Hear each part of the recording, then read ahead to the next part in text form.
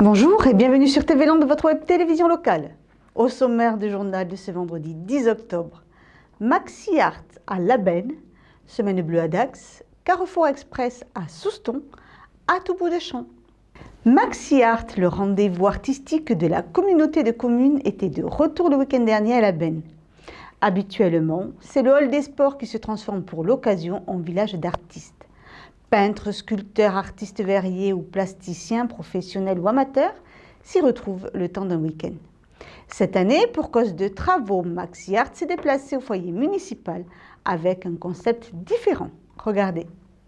Faute d'espace au foyer municipal, une fois n'est pas coutume, le village d'artistes, composé habituellement d'une quarantaine d'exposants, a laissé place à Mathis Collins et à ses œuvres en liège. Pour Maxi Art, l'artiste a travaillé sur la matière et la lumière, avec pour résultat ces étonnants vitraux de liège. Le liège, c'est un symbole pour moi d'un équilibre entre l'homme et son environnement, puisque pour le récolter, pour moi, pour faire de l'art, il faut faire un travail de fond d'un point de vue écologique, c'est-à-dire en prendre soin et le récolter correctement. Donc ça veut dire que il y a une responsabilité énorme. C'est-à-dire pour avoir les avantages du liège, il faut en prendre soin. Et pour moi, ça, c'est un exemple qui devrait s'appliquer plus largement à l'ensemble de la société et des différentes choses avec lesquelles on travaille. Nous sommes dans la forêt de Liège. Ça s'appelle l'envol de la forêt. Il y a le soleil qui est en face de nous.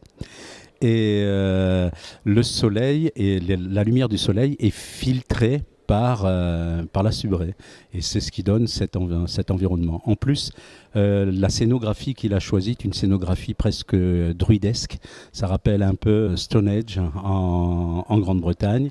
Sur ces levées de liège, l'artiste plasticien a mis en avant des œuvres réalisées par les enfants de Labenne, mais aussi celles d'artistes locaux. J'ai fait le choix d'ouvrir mon exposition à d'autres artistes.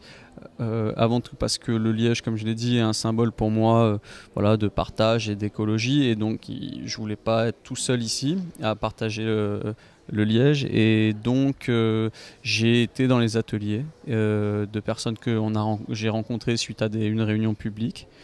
Et ensuite, je leur ai proposé tout simplement de me confier leurs œuvres que j'allais accrocher de façon non conventionnelle sur encore une fois l'architecture que permet ces tubes de liège. Et voilà, dans une thématique plus ou moins animalière, un peu entre forme humaine et forme naturelle. Maxi Art, c'est la mixité artistique et le mélange des genres. Cette année, la musique a été associée à l'exposition. Et une conférence sur le chêne liège a permis de faire le lien entre culture et patrimoine. On a un exemple vraiment très très intéressant entre l'histoire du liège qui a été racontée de façon très intéressante par le liège gascon, et on a pu voir ici l'artiste Mathis Collins s'exprimer à travers le façonnage du liège, et je crois que c'est très intéressant. C'est une idée à creuser qui reviendra certainement dans nos futurs projets. Des projets qui auront lieu d'ici 2 ans au futur pôle artistique et numérique de la communauté de communes, implanté sur Labenne grâce à Maxi Art. La Semaine Bleue a pris toute sa place dans le calendrier des opérations nationales en faveur des seniors. À Dax, le social étant un axe prioritaire de la commune, la Semaine Bleue sera riche en événements. Découvrez le programme avec notre journaliste Lune Chancelade. Du 13 au 17 octobre, de nombreuses animations seront proposées lors de cette Semaine Bleue d'Aquoise. Les seniors vont pouvoir s'inscrire et s'adonner à beaucoup de nouvelles activités qu'ils n'ont peut-être pas l'occasion de faire en d'autres circonstances. Une semaine entièrement dédiée aux loisirs et à l'apprentissage des nouvelles technologies, avec aussi du divertissement, parce qu'après l'effort, on aime à se retrouver et avoir du réconfort. Nous aurons des ateliers dédiés à l'apprentissage des nouvelles technologies, c'est-à-dire se servir d'Internet, je dirais même faire des dossiers de photos pour envoyer à ses enfants. Donc on a tout ce qui touche à l'apprentissage numérique des nouvelles technologies. Nous avons des ateliers qui sont dédiés au bien-être et à la santé, avec l'initiation à des sports multiples et variés, de la gym douce, de la marche nordique, nous aurons même du vélo, de l'escalade. Nous aurons également des ateliers dédiés au relooking, à la coiffure, tout ce qui permet de maintenir le senior seniors à la meilleure santé qui soit. Et parmi des derniers temps forts, je dirais, en fin de semaine, on aura en point d'orgue un spectacle cabaret qui se déroulera donc au Casino Barrière. C'est un excellent moment de convivialité. Je crois même qu'il y a l'élection du meilleur danseur de la Semaine Bleue. Nous aurons également la diffusion d'un film qui est sorti récemment, Et si on vivait tous ensemble. Donc là, c'est l'histoire de seniors de 75 ans qui ont pour objectif de vivre ensemble et de faire vivre leur communauté.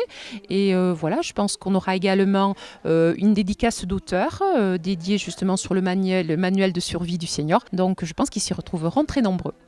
Sans oublier les navettes gratuites. C'est très très important que les seniors puissent se déplacer parce que on perd en mobilité quand on prend de l'âge, et les navettes justement vont permettre de véhiculer tous ceux qui le souhaitent entre le centre-ville et le stade Colette-Besson. C'est le moment d'en profiter pour découvrir des activités sportives. Parce que je marche beaucoup et l'an dernier j'ai laissé passer, enfin j'ai pas eu l'information, mais cette année j'ai dit que j'allais participer et voir un petit peu ce qu'il y a. D'autres préféreront découvrir Internet. Ce qui m'intéresserait, c'est pour m'initier pour aller sur Internet, apprendre à aller sur Internet. J'ai déjà vu chez des amis, ça permet de faire beaucoup de choses, quoi. On a voulu aussi montrer ce qu'on faisait dans notre à l'Escale, qui est un lieu de rencontre intergénérationnelle entre les jeunes justement et toute cette génération d'après-guerre qui a envie de se sensibiliser aux nouvelles technologies. L'atelier que nous avons mis en démonstration mettait en scène justement des seniors, aidés en cela par les BTS du lycée Saint-Jacques-de-Compostelle qui viennent là à titre bénévole pour passer du temps avec nos aînés, pour faire des apprentissages aussi et leur faciliter la vie. Voilà.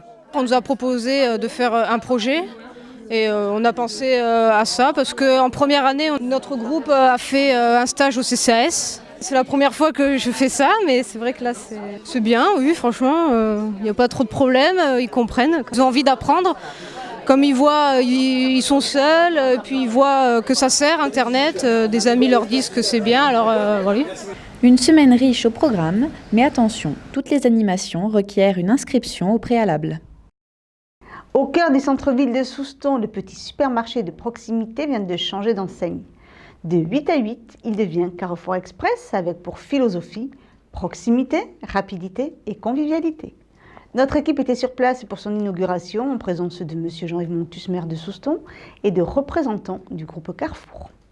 Avec près de 400 magasins sur toute la France, le 80e Carrefour Express de la région Sud-Ouest ouvre ses portes à Souston. Carrefour Proximité a créé 3 enseignes, Carrefour Contact, Carrefour City et Carrefour Express. Et chaque enseigne est développée en fonction de son environnement et d'un positionnement différent à la ville ou à la campagne.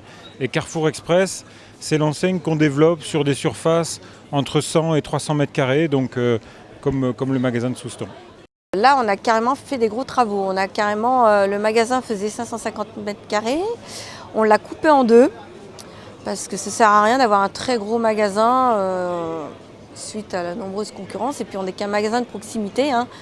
Monsieur et Madame Gressé, séduits par la région, ont misé sur le concept Carrefour pour ouvrir leur commerce. Donc, je suis rentrée chez Carrefour parce que c'est les seuls qui nous donnent la possibilité de pouvoir acquérir un magasin en passant par la location-gérance. Comme tous les gens qui viennent nous voir, en fait, ils veulent avoir leur entreprise, ils veulent avoir leur projet, mais aussi ils veulent avoir la sécurité d'un concept, d'un encadrement, et c'est ce qu'on leur donne avec la franchise Carrefour. Tous les produits qui sont ici, ils ont été implantés par l'équipe Carrefour, qui a choisi donc d'implanter tel produit, voilà, ils sont assistés pour toute la mise en place. Mais à partir de l'ouverture, ils seront un peu tout seuls pour exploiter leur magasin. Le but, c'est que les gens viennent faire leurs courses et que ce soit la rapidité aussi. Et il y a la convivialité surtout, qu'il n'y a pas en grande surface. Parce que nous, on est là, on discute avec les gens, on est avec la clientèle, on discute, voilà. Parce que ça peut être que du positif, parce que les gens attendent le renouveau, enfin du changement. Parce que l'enseigne 8 à 8 commence à vieillir un peu ici. Et donc, ils attendaient une nouvelle enseigne qui donne du punch, avec beaucoup plus de produits qu'avant. Et voilà, là, c'est quelque chose de neuf. Donc, les gens vont vont, je pense, se plaire ici au niveau de la proximité. Je trouve très bien, très agréable, très attirant. Et je suis très contente qu'il y ait un magasin de proximité. Pour les personnes âgées. Pour les personnes qui vivent dans le centre, ce qui est mon cas. Et j'aime mieux les petits magasins que les grandes surfaces.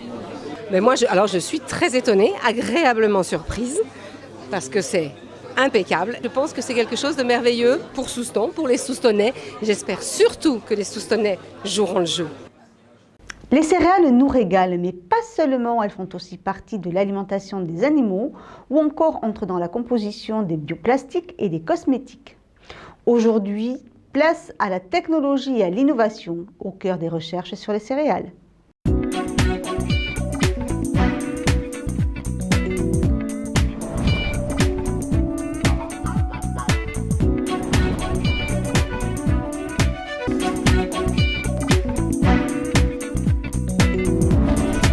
Pour relever ce défi d'adaptation au changement climatique, le levier variétal est un levier extrêmement important qui permettra de relever ce défi-là. Et pour pouvoir créer les variétés de demain qui soient moins consommatrices en eau, on a besoin de maîtriser la pluie qui tombe sur ces parcelles-là pour pouvoir les mettre en conditions de sécheresse. On se dote ici d'un dispositif qui, comme vous pouvez le voir, un dispositif de toit roulant. Donc c'est des toitures qui sont capables de se déplacer sur des parcelles agricoles, comme on voit ici derrière nous. Notre objectif, c'est d'empêcher de pleuvoir dessus, c'est de pouvoir maîtriser la quantité d'eau qui tombe sur la parcelle que l'on teste. Donc bien évidemment, le dispositif est équipé d'une station météorologique. Une station comme celle-là sera aussi capable donc de fournir l'information au toit roulant derrière, qui automatiquement, en cas de pluie, seront capables de se déplacer et d'aller venir protéger les parcelles à protéger.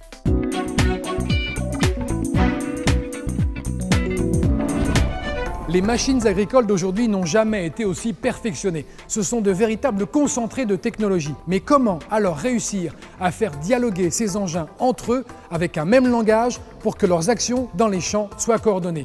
C'est l'objectif d'une norme révolutionnaire, Isobus. Les explications de Yannick Guillaumard, passionné de machinisme agricole qui aide les agriculteurs à utiliser facilement ces nouvelles technologies.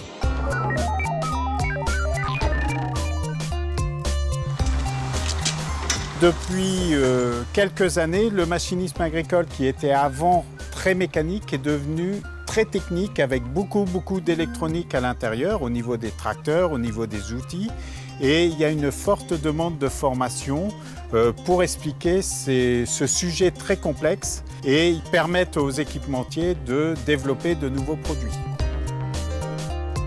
Celui-là, par exemple, il a été créé la norme Isobus, qui est une norme internationale qui va permettre d'avoir une communication entre l'outil, les pendeurs, etc., tous les outils que l'on va connecter au tracteur, avec le tracteur. C'est ce qui va permettre de pouvoir automatiser ces tâches qui avant étaient réalisées de façon manuelle par l'agriculteur. C'était lui avant qui devait couper son système s'il arrivait en bout de champ ou s'il se retrouvait près d'un cours d'eau.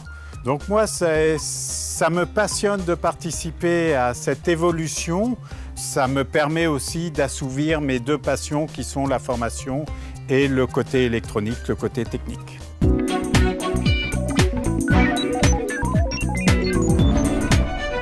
Avant de se quitter, la réponse de notre expert à la question insolite du jour.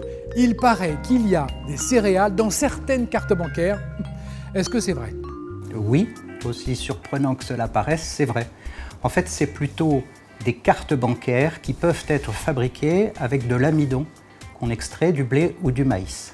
Alors, ce qui peut sembler surprenant, c'est que les gens voient l'amidon avant tout comme un ingrédient alimentaire. Là où c'est moins surprenant, c'est qu'à côté de ces utilisations alimentaires, l'amidon, depuis des millénaires, est utilisé soit en cosmétique, soit en pharmacie, plus récemment dans le papier carton, le textile ou des produits chimiques. Et c'est là que, ce qui peut paraître surprenant l'est moins, on peut utiliser de l'amidon pour fabriquer du plastique, donc du plastique végétal renouvelable. Et vous voyez tout de suite l'intérêt qui est de substituer au pétrole, qui est un carbone dit fossile, un carbone d'origine végétale, c'est-à-dire renouvelable.